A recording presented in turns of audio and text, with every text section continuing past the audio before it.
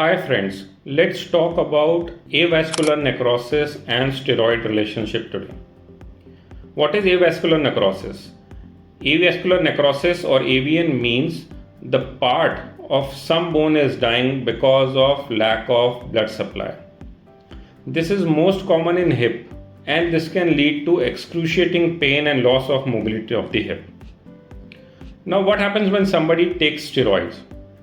High dose or repeated use of steroid can damage the tiny blood vessels and bone cells, which makes AVN most likely. It has been shown that hip is the most common area affected by avascular necrosis, while other bones can also get affected like shoulder. Now, also there has been a recent increased incidence of avascular necrosis in young people, especially gym-goers. The reason is use of anabolic steroid, or I must say misuse of steroid for gaining muscle strength. So steroids are not risk-free. They may come at a cost.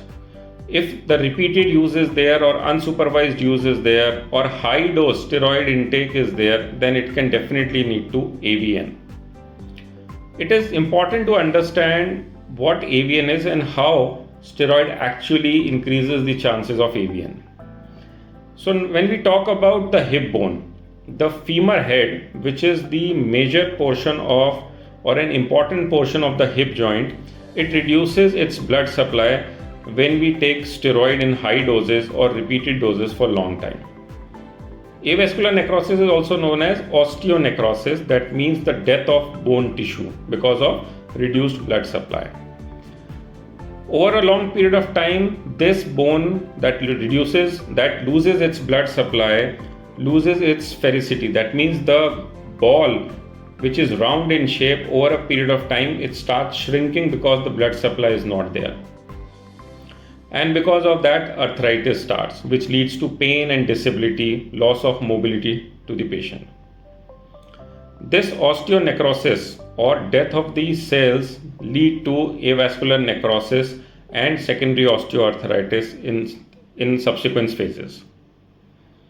A lot of literature is there which talks about orthopedic problems, especially AVN related to use of steroids. Sometimes steroids are essential. They are life-saving drugs also in some situations. But whenever somebody is taking steroid in high doses for long term or he is continuously on steroids, then the chances of avascular necrosis increases. It is rather alarming to see that in young gym goers, many of whom are in their 20s, the use of anabolic steroid is leading to AVN. And we see a lot of patients under the age of 35 coming to us with AVN because of steroid use. So it is important to understand that the use of steroid should be very judicious, as it can lead to avascular necrosis of hip and can affect your life badly. So take care, be judicious in using steroids.